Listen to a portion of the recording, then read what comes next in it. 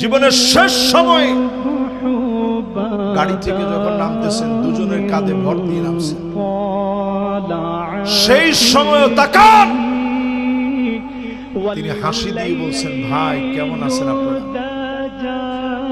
ওনার এই হাসিটা মানুষ বুঝে ফেলছে যে হুজুরের মনে আর বাঁচতে দিবে না।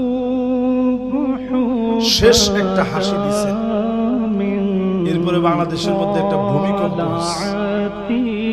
আপনারা টের পাইছিলেন? এই মানুষটা দুনিয়া ছেড়ে চলে গেছে।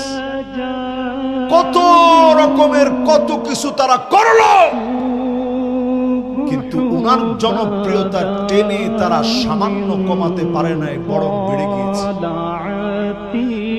আমি নিজে ওই দিন ফেসবুকে দেখছি কত মানুষ ওনার ইন্তেকালের পর একেবারে নিজের দল ছেড়ে দিয়েছে, যে এই মানুষটার জানাজায় যদি যেতে দেওয়া না হয় এই দল আমরা করব না, ছেড়ে দিলাম। এই ভালোবাসা প্রমাণ করে আরশে আজিম থেকে ভালোবাসা আসছে।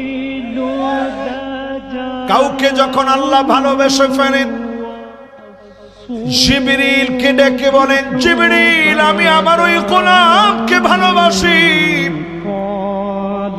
জিবরিল বলে, আল্লাহ আমিও আপনার গোলামকে ভালোবাসি। আসমানে ঘোষণা হয়ে যায়, আসমানের ফেরেশতারা ভালোবাসে। জমিনের মধ্যে ঘোষণা হয়ে যায়, জমিনের ফেরেশতারা ভালোবাসে। মানুষের কানে কানে এলান হয়ে যায়, মানুষ তারে ভালোবাসে। এই ভালোবাসা নিয়ে যদি কবরে যেতে পারে